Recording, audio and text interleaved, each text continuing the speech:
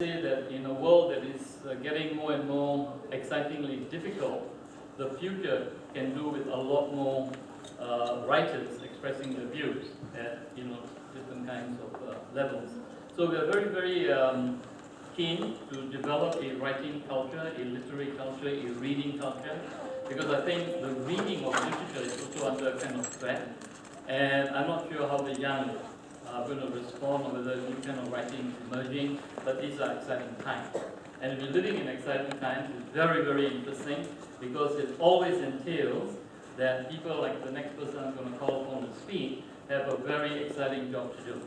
Now, Mr. Nicholas Snyder from the US Embassy has not been able to come because of a domestic emergency, but he's wonderful, sort of number two, as it was, a deputy Public Affairs Officer at the US Embassy is here with us, and I want to call him up and also thank him and the US Embassy for being our very ardent supporters right from day one, and I hope this partnership with the US Embassy will continue. And welcome. Nick definitely wanted to be here, and we have a unique circumstance where both Nick and I have degrees in literature, and so this conference has particular emotional appeal to us. My background is that joined the U.S. Air Force out of Boston University, where I studied business management. I lived in 5 different Latin American countries, both in and out of the military. I lived in Spain, well, that's not Latin America, but I lived in Spain, Mexico, Venezuela, Panama, Nicaragua. Left the Air Force, went and got a degree in Latin American literature at Boston College, and then taught in prep schools for 15 years before joining the Foreign Service. So I am not a writer myself. Nick, who couldn't be here today, is a writer. He's a brilliant individual I'm very privileged to serve with. And so but I have always had a love for literature. And to kind of piggyback on Kirpal's statement about how sometimes literature can flourish under challenging circumstances, it reminds me a lot of the first novelist ever, who was Miguel de Cervantes, who wrote the Quixote under probably some of the worst censorship conditions in human history, led by the Inquisition in Spain. And he turned the whole thing around with Don Quixote, poking fun at things in such a brilliant way where he kind of got under the radar of the censors and appealed to their vanities and flatteries, and at the same time invented an entire genre. I'm a big fan of literature, and I'm extraordinarily happy to be here in this country at this time, because I think this country at this time, heading into its 50th year, holds great promise for the arts, because it's a country that has paid its dues and has set an example for the entire world as a nation that came about with almost no natural resources, a tiny little country surrounded by large neighbors, and they built a powerful nation, a vibrant nation based on education and the value of education. And they've worked hard for 50 years, and now they've come of age and are starting to look at some of their aesthetic capabilities, and it's an exciting time to be here. It's also an exciting time for me because Ambassador Kirk Wagner is the United States ambassador to Singapore right now, and he is, in a word, in just one word, he's inspirational. He's an inspirational individual. I know he supports this conference, and he supports the arts in general. We are trying to do outreach via the U.S. Embassy to youth. We're trying to do Muslim outreach. We're trying to do outreach to young women, but not just in Singapore, but via Singapore to the entire Southeast Asian region. So it's a pleasure to be here. They're exciting times, and we supported the conference this year. We intend to support it again next year, especially during the 50th anniversary, and for many years to come. So thank you very much for allowing me to speak, and I'm really interested to hear what everybody has to say at the conference. Thank you. Thank you, Bill. The subject of our keynote today is one that I've been particularly concerned with and about for a long time. And it's something that we keep on debating, what is literature for? Literature acts as memory and document, etc., etc. But one of the things I thought we might ask our guests to address is the idea of literature serving in terms of healing. The world is in need of a lot of healing, whether at the personal level or at the larger levels, and only sort of those of us who are directly involved will know the pain and the sorrow and the intensity with which literature can both arouse these emotions in a negative kind of way, but I think 70% of the time literature serves to heal and to help us move forward. So may I, on all your behalves, call upon Natalie Handel, all the way from New York, to talk to us about literature as goodwill, the power of words to heal. Natalie. Thank you so much, Kripal. Thank you. Thank you all for coming. What can poetic imagination offer grief? What can it tell a nation destroyed by war? A soldier who's lost his limbs, a mother whose last image of her son has been destroyed. Her only photo left, the one in her mind. How does literature contemplate such matters? Does it have the right, or is it a duty? In what language does literature and politics speak? As writers, we are seduced by words. A demanding yet sweet solitude accompanies us. An hour can be a decade a second, in a room contemplating a single word, comma, apostrophe, but never questioning the validity of the contemplation because it's as essential as breathing.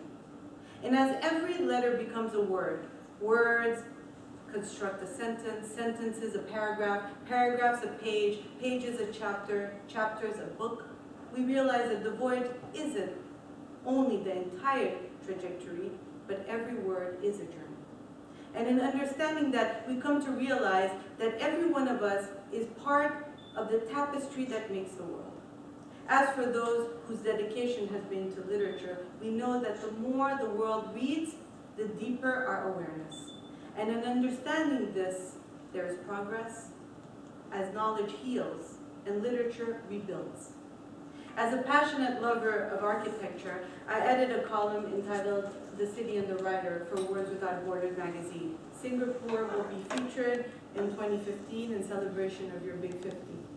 The City and the Writer features well-known writers, and also the forum is in conversation with urban planners, architects, wanderers, artists, and photographers. It's a cross-disciplinary and cross-border conversation that examines how urban life and the cityscapes create imaginative spaces, how architecture and literature considers human scale and interaction, and the way words create cities. At the Danish ambassador's apartment earlier this year, overlooking all of downtown Manhattan, where you could see the Statue of Liberty and the Brooklyn Bridge, I listened to the Bloomberg team and the urban planning guru, the Danish architect Jan Hiel, speak about plans for our fair apple in New York City.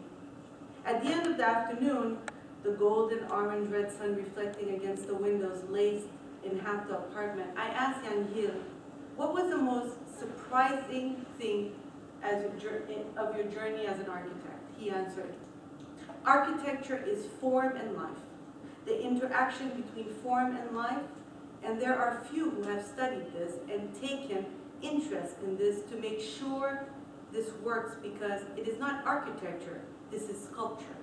And most of my colleagues are much more interested in the sculpture than in life and in their interaction. But as Ralph Erskine, at the end of his life, whom I'm admired, said, what does it take to make, when I asked him, what does it take to make a good architect, he said, oh, that's simple. Architecture is about the framework of people's life. So to be a good architect, you must love people. Well, literature is also form and life, and the interaction between form and life. And it does explore and is intrigued with people and sculpting life with words. So I highly suggested to Jan Hiel to petition for architects to study literature to be good architects. After all, I told him, literature is a way into memory, as it describes cities and common experiences of human society. It's a vital resource on how we interpret and understand our surroundings. Architects aim to build ideal cities. Literature builds worlds out of ruins and houses the human spirit. I've tried with my work to build an architecture for the wanderer. Coming from Eastern and Western background and also being raised in 4 continents, I've always believed that literature can offer us spaces to dialogue to erase invisibility or fallacies. Born out of the restorative impulse to heal after 9/11 and have a dialogue about what it is to come from the East and to eradicate misconceptions and negative stereotypes of the East, I co-edited, along with Tina Shang and Ravi Shankar, the Norton Anthology, Language for a New Century, Contemporary Poetry from Southeast Asia, East Asia, Central Asia, and the Middle East. A journey that took 7 years to finish and continues as we just launched our education site on how to teach the book. Although we're still fine-tuning it, you can find it on languageforanewcentury.com. The book occurred in a dimensionality of its own as we, the editors, hyphenated Americans and New Yorkers, were put in touch with the far-flung poets and translators, from Nobel Prize nominee Ko Un to a Bedouin poet to esteemed poets from Singapore like Alvin Ping and Kirpal Singh, along with 11 other poets from Singapore. The journey was remarkable. The making of a documentary would have scenes of the editors cramped in one another's houses in flux of their own busy schedules, breathing, arguing, and loving poetry, a process from which the book emerged. 450 poets from 61 countries writing over 40 different languages, grouped thematically into 9 sections that work against normative taxonomy, a conversation threaded across the continents. These 9 sections, planets strung on an acoustic bead, orchestrated after countless organized drafts, left us wondering too often if we'd ever find the right steps to this dance. Editing an anthology is not for the faint of heart or the lack of stamina. You have to embody the planner and the architect, the painter and the artisan, the stonemason and the miner, singing a pickaxe into a slab of stone, dreaming of the grandeur in the nave of the chapel, even when challenging the minutest grammatical element in a poem translated into inefficient English. One must be a microscope and a telescope at once. It felt akin to building a symphony that, if striking a few chords, to help usher in a new era of global understanding. The power of poetry is visible throughout the East. Moments that come to mind: Tiananmen Square, 1978.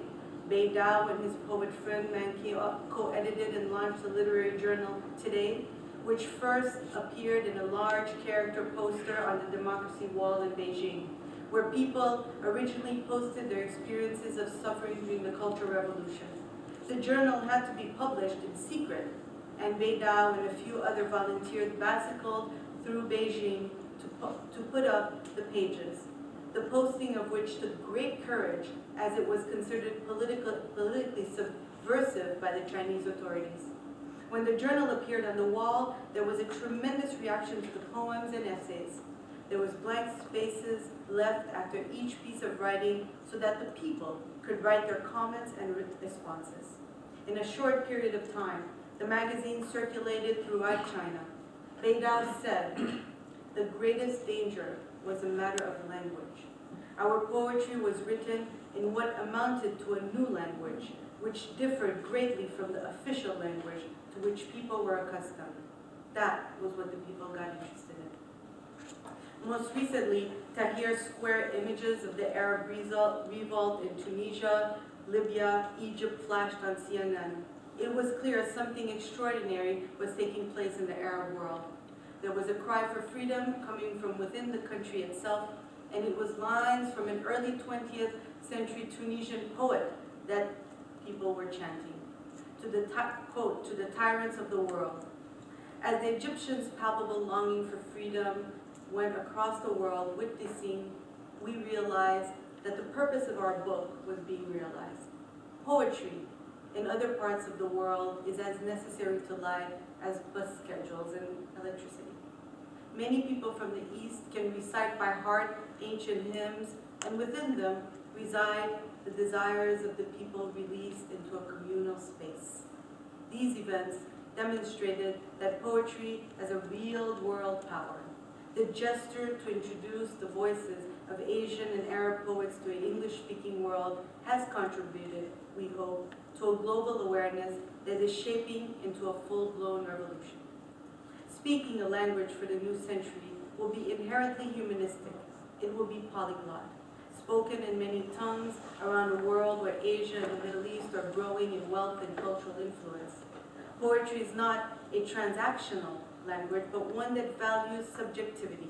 And it is there we can begin to emphasize with those we share the planet, with those with whom we wish to share the same peace and prosperity.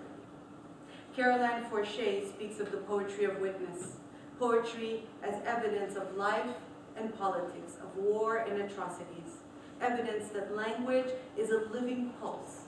It breathes, echoes, and touches, evidence that it can begin a conversation, that it can lead us to spaces where we can manifest tolerance and justice, where we can learn to listen to what we imagine separates us but doesn't, what we think divides us but doesn't.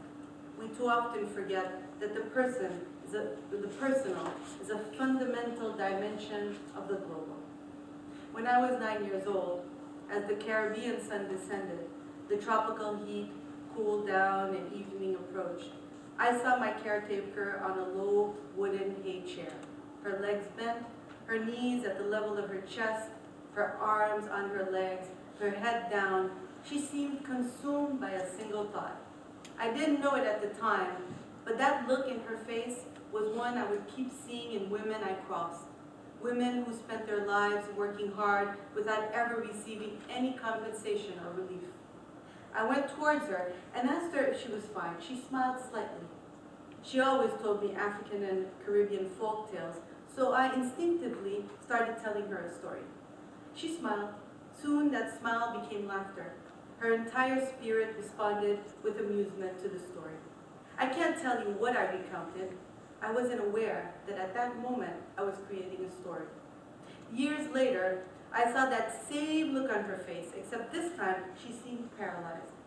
She explained that she dreamed her daughter would educate herself, become a professional, leave poverty, but got pregnant instead and was unmarried. She had sacrificed everything for her daughter.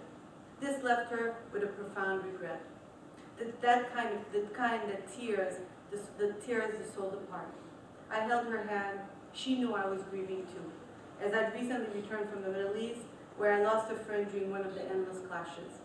Suddenly, she asked me if I remembered that story I told her that day years ago, when we were both entranced in a feverish spell of storyteller. I, the teller, heard the listener.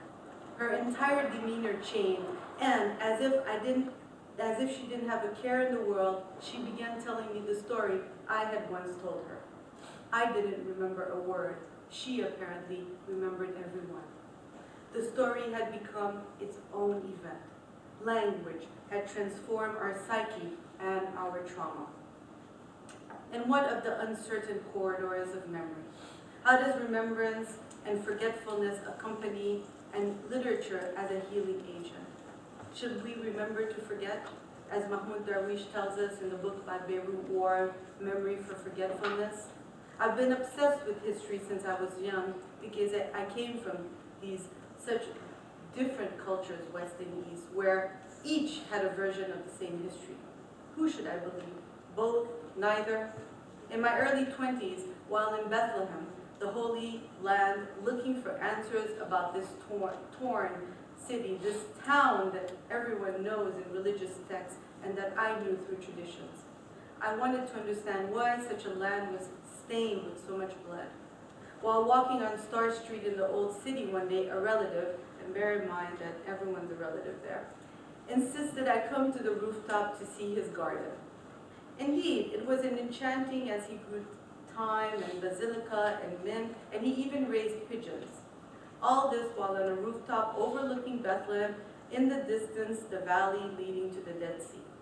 I learned later that his house was one of the oldest and most extraordinary examples of 19th century architecture in Bethlehem. But the reason he really wanted me to come to the rooftop was to read me his poem, loosely translated. He writes, He played an invisible oud. His fingers moved as if the instrument was on his leg. He kept his eyes shut as if opening them would make him disappear. He stopped, collapsed into the cold cement of a cell we'd shared for years. I didn't move. I knew he needed death more than he needed me. And the song he composed echoed through the entire jail, but the silence of the other side was louder than the music. And one heard, and no one heard, everyone heard. The moon took his body. I lay my head on the bed, imagining what he will tell me tomorrow. Who was he, I asked. My friend, he said. His wife appeared. Seeing me stunned, she said, "Don't listen to him. We don't know what exactly happened." Did it really occur? And if it did, it was the only recording of this man's death. His poem, with its small, disturbing detail, was the sole account we have. If it wasn't true, did it matter? It moved me deeply, and for the first time I thought of death as a form of freedom.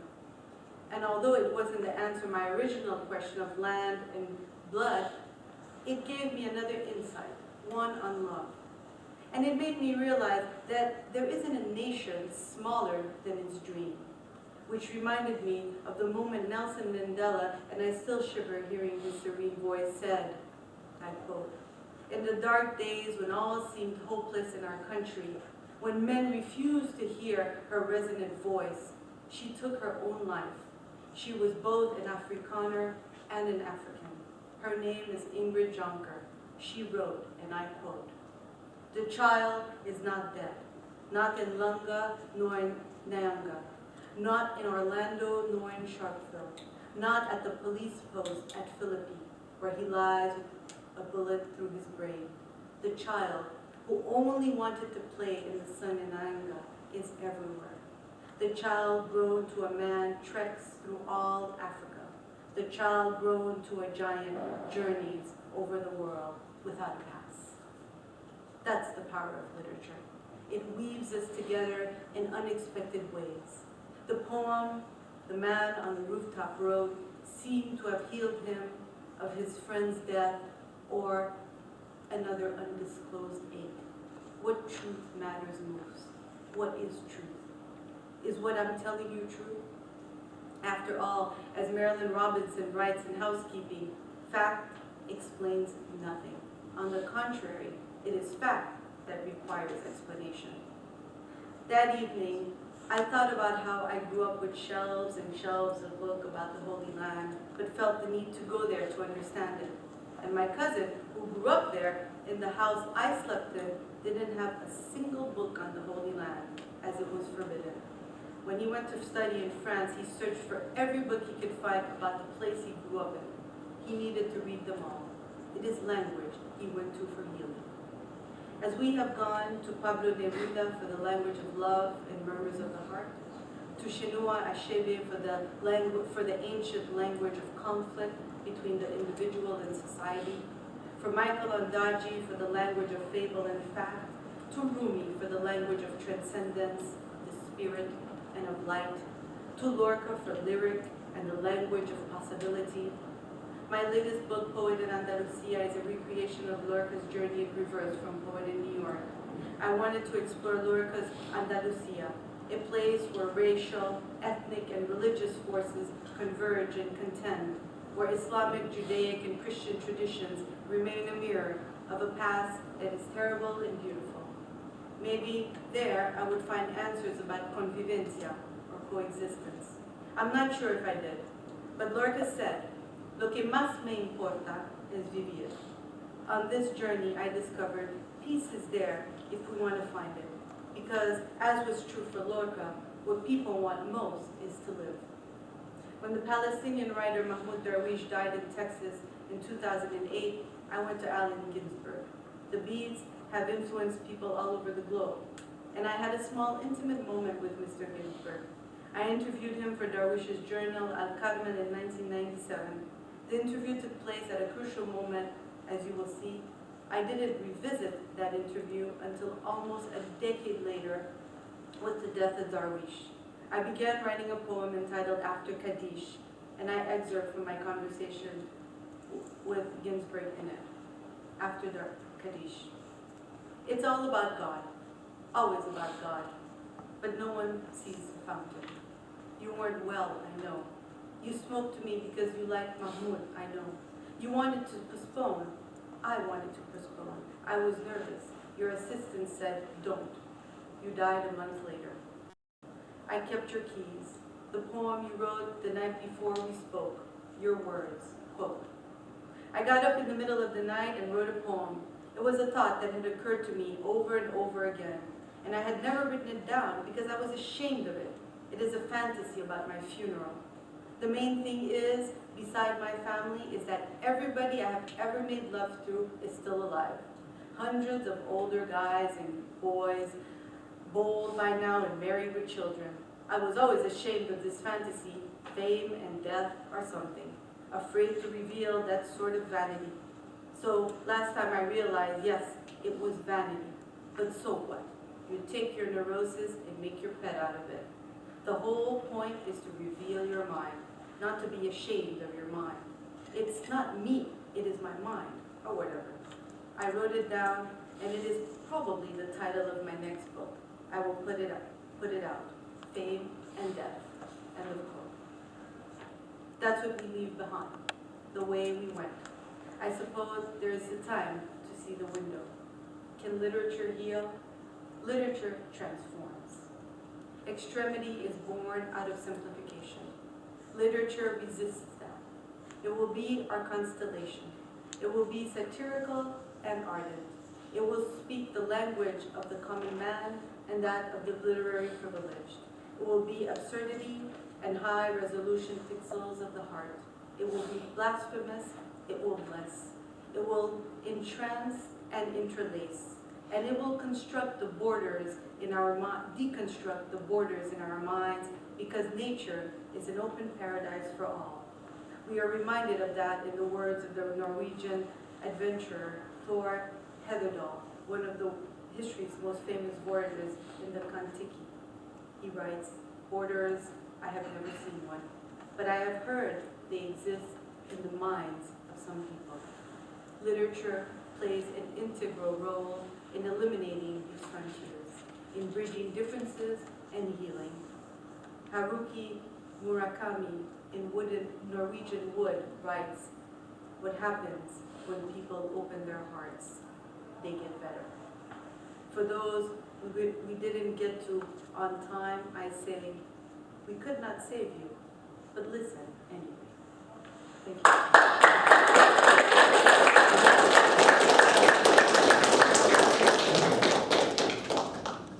Thank you very much, Natalie. What a powerful reminder of the force of language and power of words and the emotions that I hold. Hearing Natalie talk about the experience in Bethlehem, I couldn't help but recall that exactly a week ago today, I was in the house of the Israeli ambassador to Singapore, and I had been given the special honor of reading 3 pages of David Grossman's novel, To the End of the Land. And David, when he spoke and read from his book in Hebrew, talked about this anguish and the agony. We know that David's own son was killed by a Palestinian terrorist, and yet David said, "I am more concerned about how the young of Palestine and Israel unite for a better future together than to keep remembering the bad that was done." It's a powerful reminder of these things. And another sentiment, Natalie, that echoed as you were speaking, came to me about 30 years ago from Taban Liloyong. I think very few in the room may know this poet. Taban, African, and I was telling him, I said, Africa has got to get its act together, because all your African countries are steeped in very bad things, broadly known as corruption. And he wrote me just 2 lines. "Dear brother," he said, "how does one apologize for one's country without losing face?" Very powerful. It made me ashamed of my rebuke and made me think and reflect about my own nation, my own country. So thank you. Now. And I'm going to read excerpts from both those projects, and bearing in mind what I'm trying to do in some ways is a kind of careful looking, a very, very careful looking and observing, which allows for sometimes the very difficult things that people have been through to be expressed, and to be expressed in a way that allows for empathy, that allows for transcendence, that allows us to enter into these very difficult experiences. The first excerpt that I'm going to read for you is from a larger, more journalistic work that I've been engaged in now for going on 4 years, well, 5 years actually. And this project, I've been following a group of people who had been living, they were homeless with the exception of maybe having a car or maybe having a camper, the only thing left in their lives.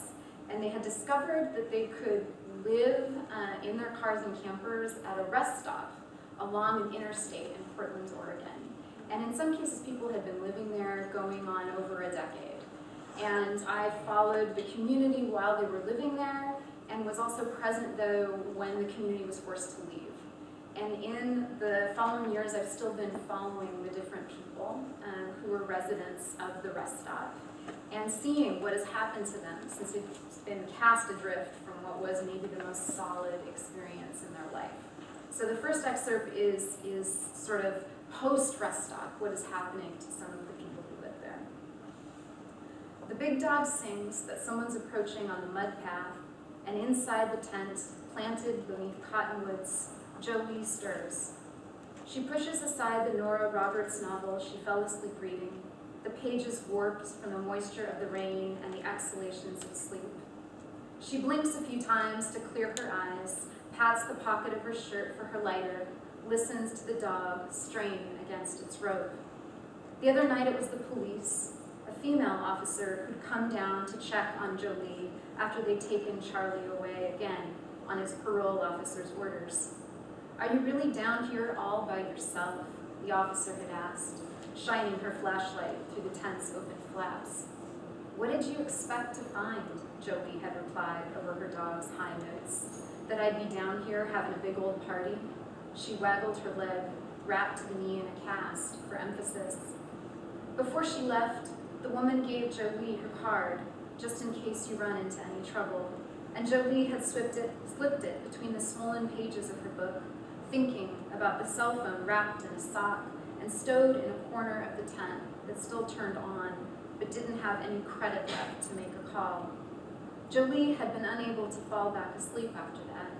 She tried to focus on the sound of the river just 500 yards away, tried to let the white noise wash over her, but all she could think about was Charlie, what she could possibly do this time to get him out, what would happen if she didn't. She practiced the speeches she would make to the judge. "Do you realize who you're really punishing here? In jail, he has 3 hots and a cot, while I'm stuck here on my own, living rough with a broken ankle." But for every argument she raised, she could think of an equally compelling reason why no one would listen, and she worked herself up in this way until she was crying, whispering to herself in the dark, "Down, girl, you're losing it, Jolie." Finally, she tried humming, and the first tune that came to mind was the lullaby she used to sing to her daughter at night before Jolie had given the girl up to her mother to raise.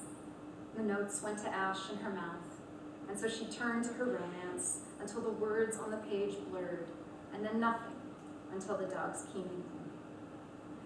The river's running high, its waters riled and roomy, but Jolie tells me it's nothing to worry about, though she eyes it warily from the tent flap as she wraps her cast in a Safeway plastic bag to try and shield it from the incessant wet.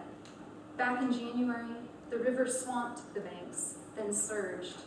Charlie was still with her then, and they'd had just enough time to untie the dog and grab their backpacks and race up the rise behind them through the blackberries to the back of the Ford dealership property, where they clung to the cyclone fence, watching the waters of the Malala River swallow their possessions.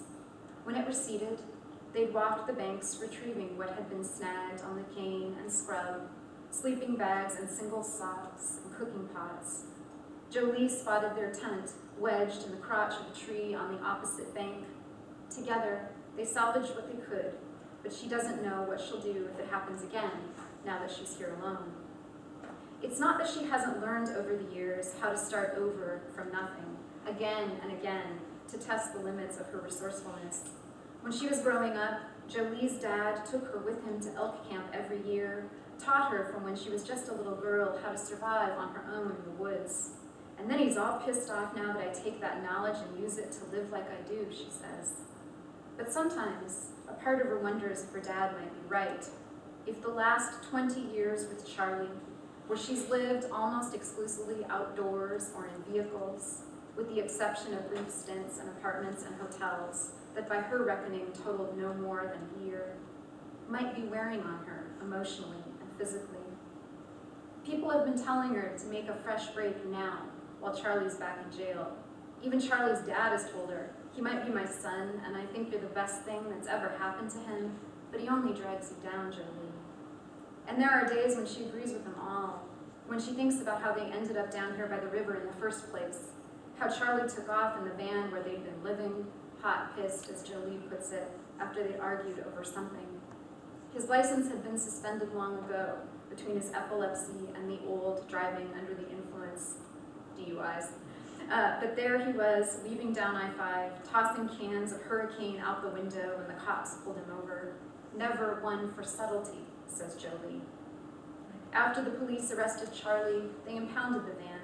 There was no way Jolie could come up with the impound fees, let alone Charlie's bail.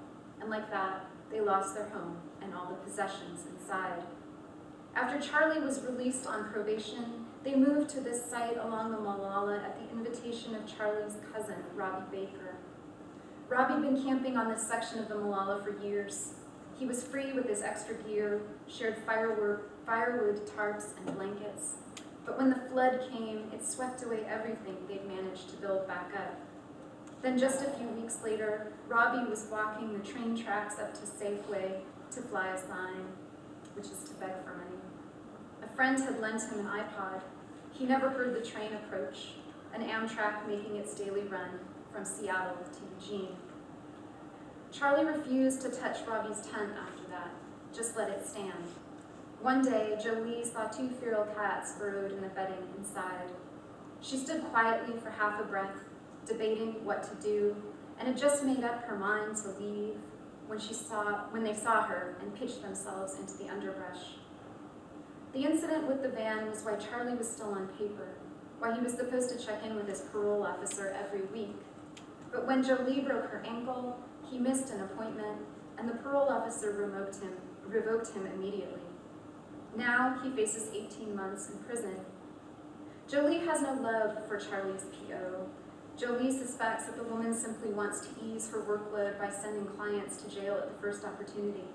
But she can also feel her anger and frustration toward Charlie building with each passing day. As she hobbles outside by herself on $4.99 crutches from Goodwill to tighten the tarps and shake away the water pooling on the tent's roof, as she rations the dog's food and rolls her last shreds of tobacco, she thinks that all this can be traced back to Charlie in some way. And then this morning, getting up to pee in the rain, she slipped and fell and ruined her last good pair of pants, the pair she planned to wear to Charlie's upcoming court date. Why do you have to be so damn stupid all the time, she says, lying on her back, imagining Charlie, warm and dry in his black and whites, over at the Clackamas County Jail, as the dog dances around her in the mud. Her first husband beat her, and she said after that she'd never take it again, not without hitting back. Once, she smashed Charlie's nose with a Coleman lantern when he was being drunk and belligerent, thinking he could come at her. She refuses to be put in a position of helplessness ever again, but this ankle has hobbled her in ways she can't overcome. She's been warned not to put weight on it. She's read the, quote, aftercare instruction sheet, end quote, from the doctor, until the print has faded from her touch. Maintaining alignment of the broken ankle is of the utmost importance for future mobility, but her current situation has made that impossible. Safeway's less than a mile up the road, and she's dragged herself up there a couple times when food and tobacco have run out. First swallowing ibuprofen from her cupped palm, no water, then down the mud path over the rocks and into the blackberries to avoid the puddles, lapping across the path, the water thick with mosquito larvae. And wheezing now up onto the highway, where it will take her an hour each way to gimp along the shoulder of 99 East, plastic bag of groceries biting into her fingers and banging against her bad leg. Before Charlie went to jail again, they were managing to get by on his $300 disability check and what they could make from collecting cans. Typically, a solid 4 hours of collecting could bring in as much as $10. Charlie had even developed a route for them, up and down the cul-de-sac streets of Canby. But she can't walk it now on her own, not with her ankle. By locking Charlie up, she wants to tell the judge, the court has seriously threatened my means of survival. She wonders if imperiled is not a better word, or maybe the word she wants is destroyed. This is what she thinks about when she cannot sleep, the best words to express her case, the right word for all she needs to say. She calls it flipping through the big book of synonyms in my head. But when she and Charlie lived for a stretch at a rest stop along I-5, and there had been dozens of others in the same situation, all of them living out of their cars in the back lot, and the fights had started over who could panhandle the drivers emerging from their trucks and sedans for money, and some people were accused of being too aggressive. Jolie had been the one to pull everyone together, to say that it would be in their best interest to get a check on themselves before the police got involved. This place was made for people to crash out and rest. That's the expectation they have coming here, she said. So you shouldn't be disturbing these people passing through. You need to stop thinking them as customers, people you can hit up for a buck. These aren't customers, these are patrons. Charlie is not her husband. Sometimes he is her fiancé, but only because Jolie cannot think of a better word. Lately, as she reads her book alone in the tent, and there is only rivered silence, and the dog snoring gently from the pile of sleeping bags beside her, she has felt her mind tracing the outlines of the word X. For the first time in years, she can drink half a beer and leave the rest for later without hiding it from Charlie. There is no yelling, no nagging Charlie about what will happen if he doesn't take his Dilantin, all of those hours nursing him through his seizures. Once, when she was living with Charlie at the rest stop, one of their neighbors, a gray-faced man named Ray, had taken Jolie aside and pressed $100 in her palm. His breath still smelled of yesterday's beer. Use it to leave him, was all he said. And that had been the last of it. He never brought it up again, and she never told Charlie, who wandered over to Ray's most mornings to knock on the door for a ride to the convenience store, and then drank with him for the rest of the day. My second excerpt is also, in some respects, a portrait. In this case, this is from my memoir in progress, where I am writing about my family's history.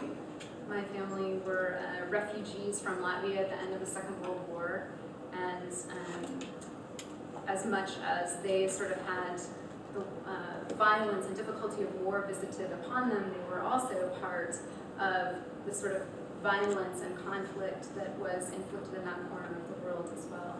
And part of what I'm trying to do is retrace the stories of my grandmother who fled and her sister who decided to remain behind in Latvia, and what happened to both of them. And in this particular excerpt, I'm just going to read a little bit about my grandmother, who I lived with from when I was 2 until I was 8 years old. Once, my grandmother's mother had apparently shown up at our home moments after her death, more than 5,000 miles away, but only my grandmother saw her. She emerged from the seam that runs between darkness and daylight to stand at the edge of my grandmother's bed as my grandfather snored and twitched beside her. It was the first time my grandmother had seen her mother in more than 20 years, and her face looked withered, like flowers left in a vase without water. My grandmother opened her mouth to say something, but before she could speak, before she could form the words, "Forgive me," her mother leaned over and placed a calloused palm on my grandmother's curlered head. She let it rest there for a moment, then she disappeared. My grandmother seemed to accept the brief terms of this visitation. She too had disappeared just as quickly from her family's life, though her vanishing had been the living kind, born of war and panic, the heavy trundle of Red Star tanks over cobblestone, airships swimming overhead, flames where roofs should have been, and from somewhere nearby, the sound a building makes just before it crumbles, a whoosh of air like breath released from a cracked sternum. Alone with 2 small children, her husband away at the Russian front, my grandmother had monitored the climax of the Second World War from a rented apartment in the Latvian capital with an address of 71 Peace Street.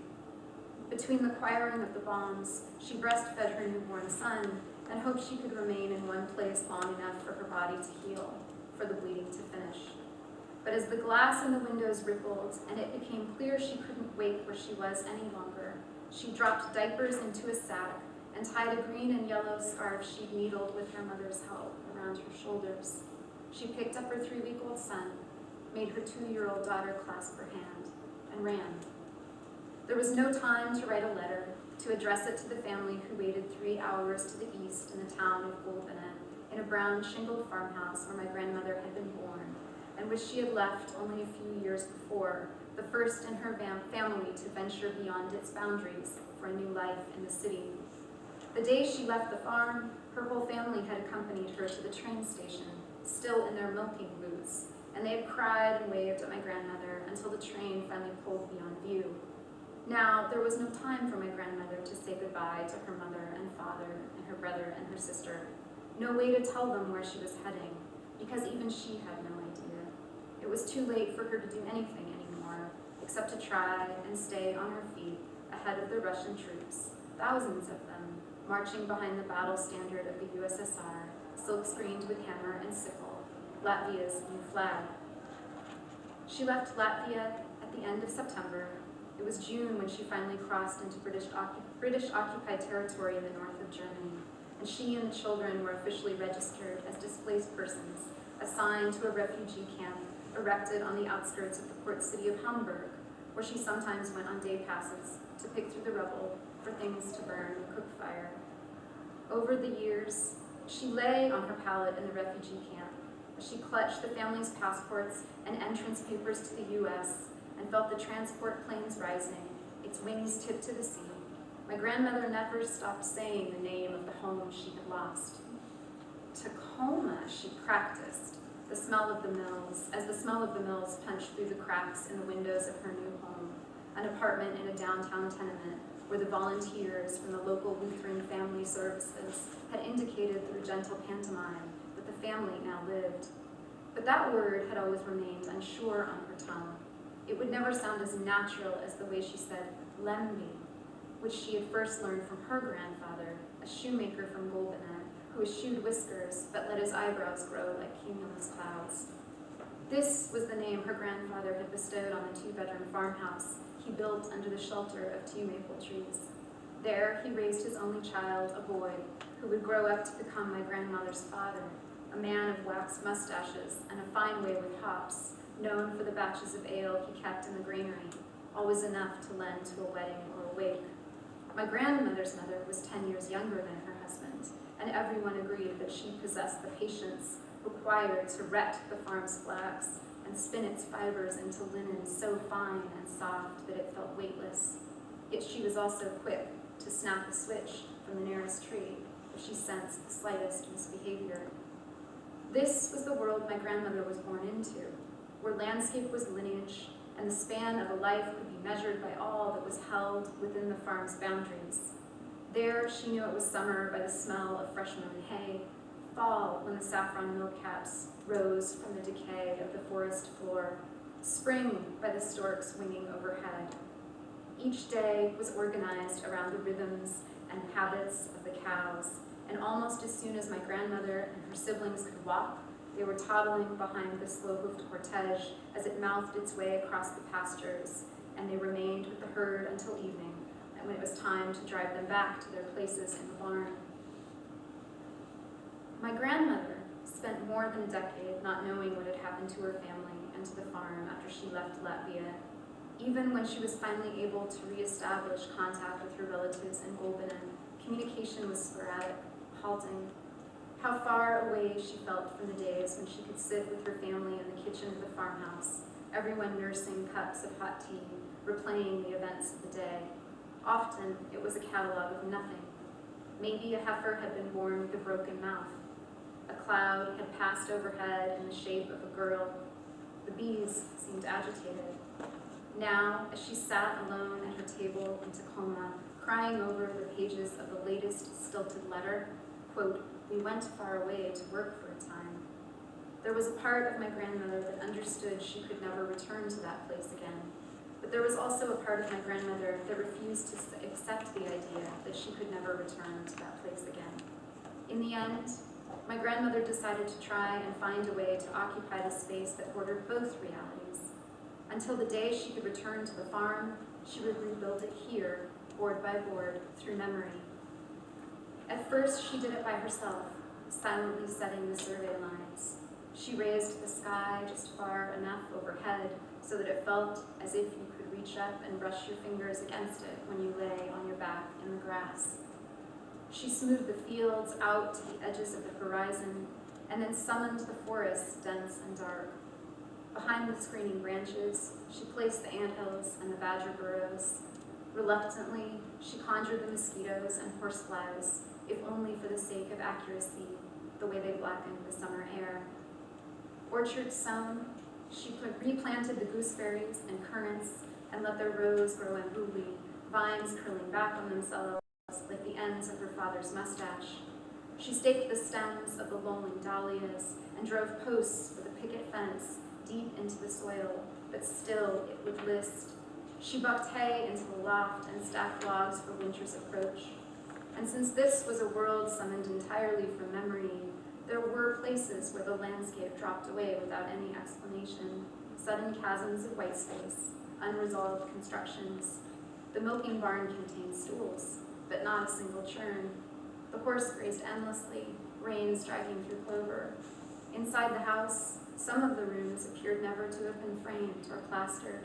The same hallway led to different bedrooms each time it was accessed. Outside the kitchen window, lilacs bloomed, regardless of seasons. This is how I knew someone had died. My grandmother would pull out her paring knife from the kitchen drawer and head to her garden to cut calla lilies, carrying them to the funeral cupped in the hollow of her palm. This is how she soothed me back to sleep when I awoke crying, the same hollow of her hand cupped against my cheek. I began living with my grandparents following the collapse of my parents' marriage, a bitter coming undone that had left them both emotionally incapable of caring for me. In my mother's case, it was also a legal ruling, her parental rights clipped, like the front end of a stranger's car she met with her own in a haze of drink. Custody was awarded exclusively to my father, the infant my grandmother had delivered as the bombs rained down on Riga. But my father, for his part, was lost deep in his own anger and sorrow and silence. 5 years home from Vietnam, and he remained as tightly locked inside himself as the day he returned, just as he had seen his own father do a quarter of a century earlier. My father's not speaking was much quieter than my grandfather's, not so much a refusal as a ceding to paralysis. He simply stopped being. And so my grandparents made a place for me in their home while he tried to return to himself. Where once I had known only one word for mother, now there were two. My grandmother was the one who took me to the backyard and showed me how to find the sweetest raspberries, hidden in the shade of the leaves. She was the one who set me on a kitchen chair, draped an apron around my neck, and let me sink my fists into the warmth of rising dough. She was the one who said my name over and over again until it sounded like a song, the one who took me in her lap and comforted me after I spent hours on the porch with my suitcase, waiting for the mother who promised but never came. I am now raising little Inada, my grandmother wrote to the relatives back in Latvia, who by this time she had not seen in 30 years. I've fallen deeply in love with her, as she has with me. She calls this her home. But at night sometimes she jumps up screaming, "I want my daddy, where is my daddy?" Not once has she called out for her mother. We speak Latvian at home, and she understands everything. She's enthralled with books, and I read aloud to her from titles meant for older children, Hansel and Gretel, Snow White. Sometimes she sits alone with piles of books and reads by herself. We have no neighbors with children she can play with. but maybe it's not so important yet. She turns just 3 in December. When she first came into my care, Inada was so terribly anxious and disturbed. It's required real effort to bring this little child to this place of calm.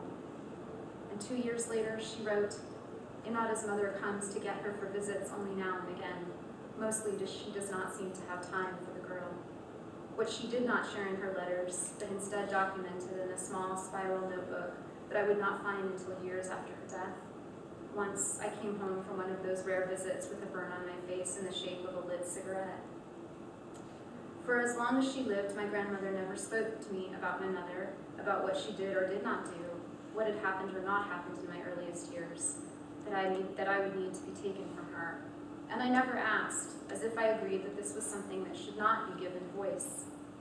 In the region of Latvia where my grandmother was raised, there are people who believe even to this day that the right words, spoken in the right combination, are a way of resurrecting what has been lost. Or, as an old man once asked me, did I know that there were times when words could be more than words? It's true, he insisted. Words can become as real as anything we see with our eyes or feel with our hands. I saw a man put out a fire using only words. The house was engulfed and they'd run out of water, but then he arrived and he walked in circles around the house, very calm, one way then another, repeating something into the flames. This was how my grandmother sounded when she spoke to me of her former home, the farm she had rebuilt from memory, like someone who believed that the structure of it could be protected, even saved through her telling. We might be standing at the edge of my grandparents' property, which abutted a city salvage yard, feeding scraps of paper to the burn barrel. Then the wind would start, rattling the leaves of the nearby birch, and in its chatter, my grandmother would hear the voices of the trees she had once moved through every day. Do you hear it? She'd ask, urging me to follow her deep into the black and white thickets of her memories. This is what it sounds like when they speak.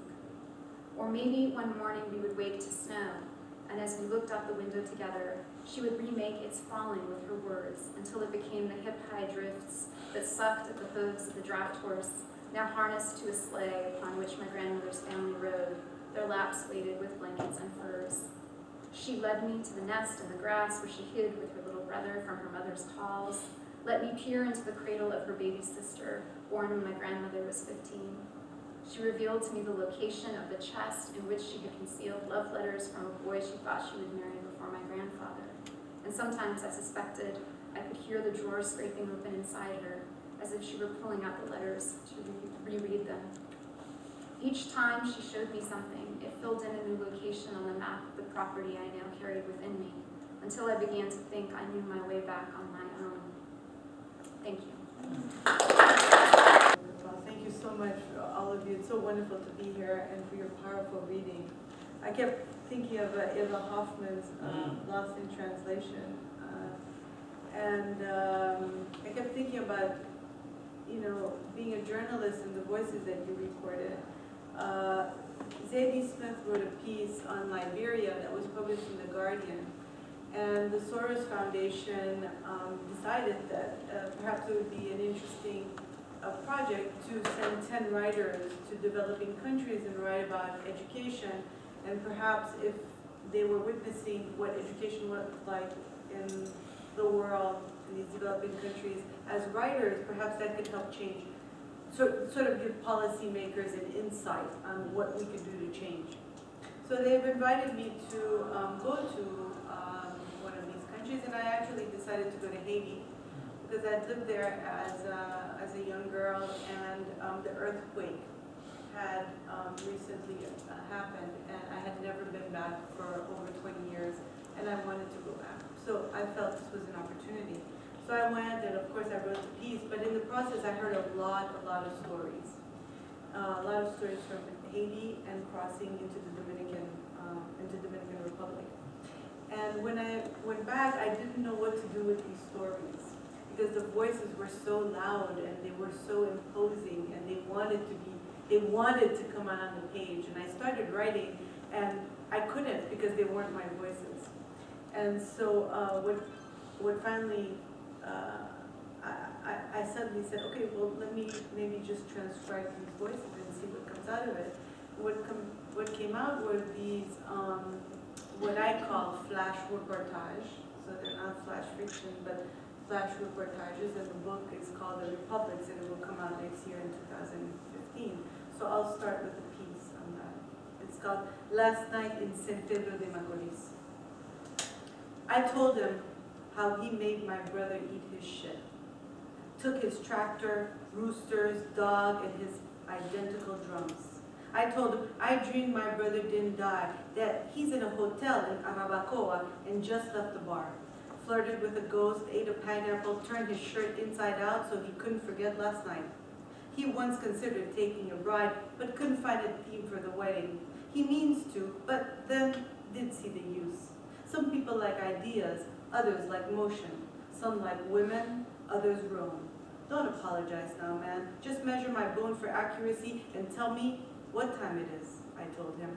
There's only one ride left to the capital, one bar of soap left, one towel. That's how fiction comes to life, you unlucky fucker. Why tell the truth? I gave a man a handshake. What other way could we show our sadness? How noise turns inside of us. How much of our body is in our moaning. Hers was clean, he suddenly says. She wore her favorite shoes at night, glittering silver and red. If you see her, tell her your brother's last words were, I do not need a storm, but I need your quarters, mujer. Then added, when he reached the last block, I'll write my name here. A story is always written in the last breath, although we like to believe other drafts will come. I'm going to start with some love poems. Coriander. Let's say you took sea salt and placed it on my lips.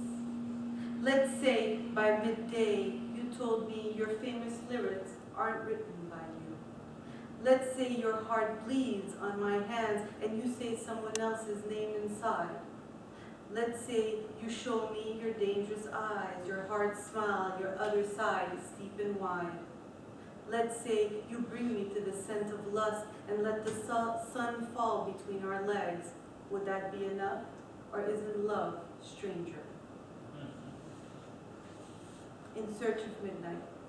So, I have to say that Jerusalem and Bethlehem have always been sister cities. And by that I mean they're 10 minutes apart and they've always existed together.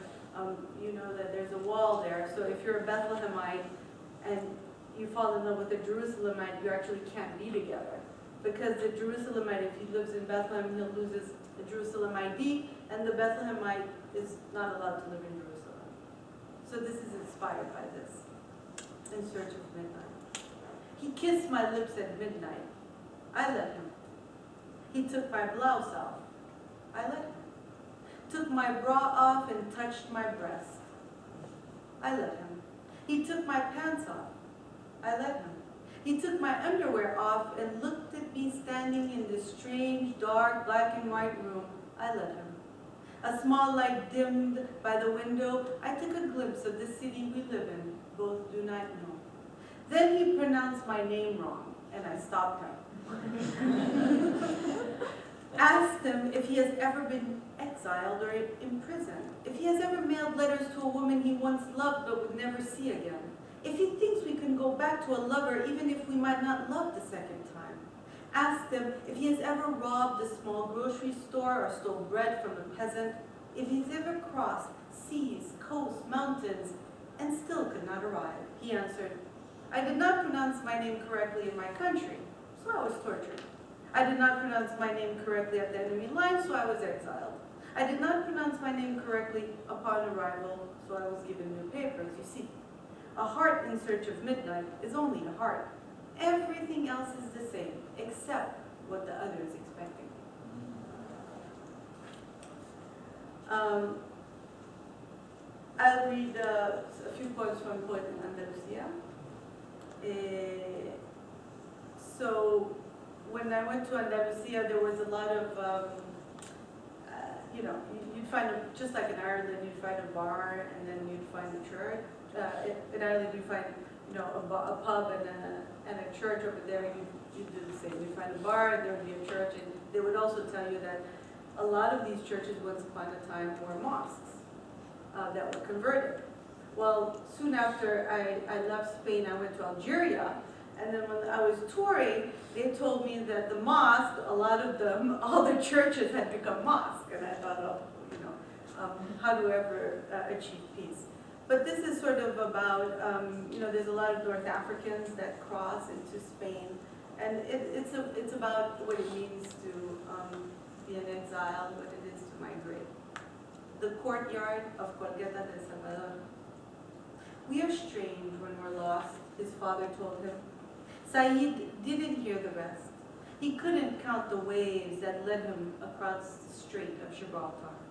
So he tore his memory, left where he came from behind, and learned to pray differently. He knelt instead of bowed. He counted stones, drew church columns, spoke any language but his own. Years later, sitting in a courtyard, he is startled by the loudness of the wind, almost like the muezzin. He feels a small fire alongside his heart and hears his father's voice. We are nothing but an image growing from our sleep. How can we explain our journey to others?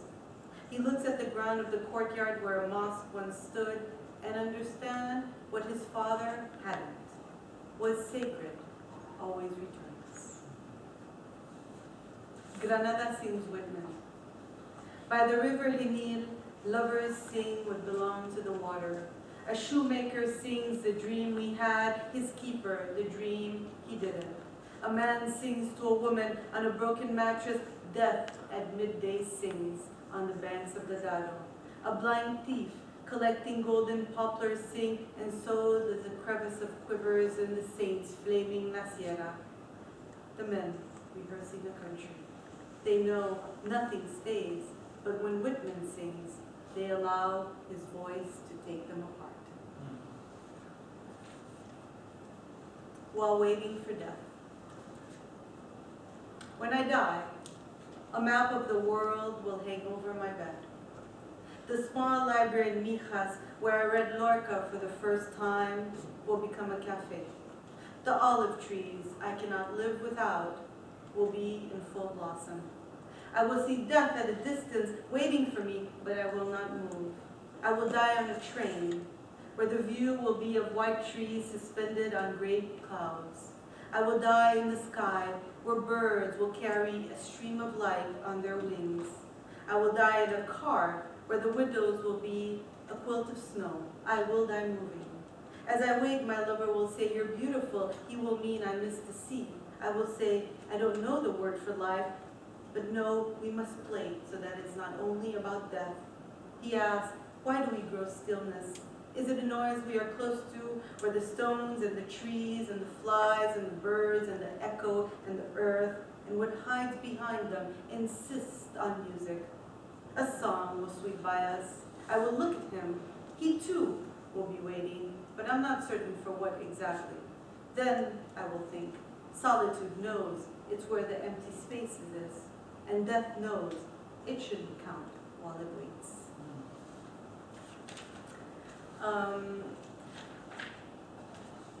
Interview with Jesus or Edward Hopper. What message did he deliver? The universe was covered with a shawl.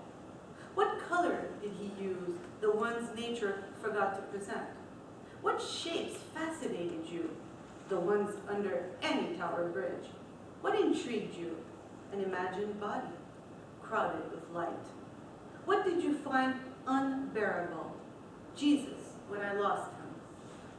Why are confessions so intriguing? They are. Why draw, paint? Because it illuminates, even when you're not looking. And St. Augustine is in my chest, unable to decide if outside he can see the spaces still undivided by the world. I guess I'll end with two poems. I grew up in 4 continents. Not really sure I have a native tongue because I spoke different languages and at home, and I think that it's kind of those mix of those 4 or 5 languages that are my native language, and people ask me all the time, what language do you dream of? I go, well, in all those languages, together, mixed together. When I moved to New York, people would ask me what accent I had, and I would say, I think French a little bit, but they're like, no, you sound Spanish. I go, okay, that's fine. My parents live in Latin America now. And they'd say, but where are you originally from? I'd say, Bethlehem? They're like, oh, Bethlehem, Pennsylvania? And I'm not quite. So, it's always an interesting, the interaction. And quite frankly, I've seen all sorts of definitions of me. And people need to put you in these boxes. But if you come from these intersections of cultures, where really you have, well, not religious at all, but backgrounds, you have multiple religions, or you speak different languages, or you even have different nationalities, they get confused, and so they interpret you according to where they're coming from. And this is always a very interesting place to exist in, where you're always looking at the gaze of the other defining you. So, writing your memoir, I think it's such a difficult thing, and I admire anybody that decide to do it. And my agent has told me, start writing this memoir. Well, I don't even know where to start, because there's just sorting out history is so difficult. But anyways, this is a poem about coming from all these different places, but never forgetting where you're from. Blue hours. In the blue hour, the negrita cries. I hide, not to deceive the darkness or myself. La negrita is not far from where I stand, her eyebrows, her one hand. I too am visible now, behind the tree, behind the night, behind the cry, and all I want to know is her name and ask her. Have you ever heard your heart undressing? Seen a stray dog at midnight, realize he understands his hour better than you will understand any hour? Have you ever seen yourself in every woman with your eyes, or in women with eyes more difficult than yours? Have you ever really heard your voice echoing in your nipples? She offers me tea, we end up drinking coffee, trying to reach the bottom of the cup unafraid. Now, my teeth are stained, my English failing me, my Arabic fading, my Spanish starting to make sense. We are in a finca now. Perhaps we are safe. Perhaps we desire nothing else. But I can't stop bowing in prayer 5 times a day. My country comes to me, tells me, compatriota, I will always find you, no matter what language we're speaking. And I will end with a note on peace. Even. Nothing is even. Even this line I'm writing. Even this line I'm waiting in. Waiting for permission to enter the country, the house, the room. Nothing is even. Not even that laws have been drawn and peace is discussed on high tables. And even if all was said to be even, I would not believe, for even I know that nothing is even. Not the trees, the flowers, not the mountains, or the shadows. Our nature is not even. So why even try to get even? Instead, let us find an even better place and call it even.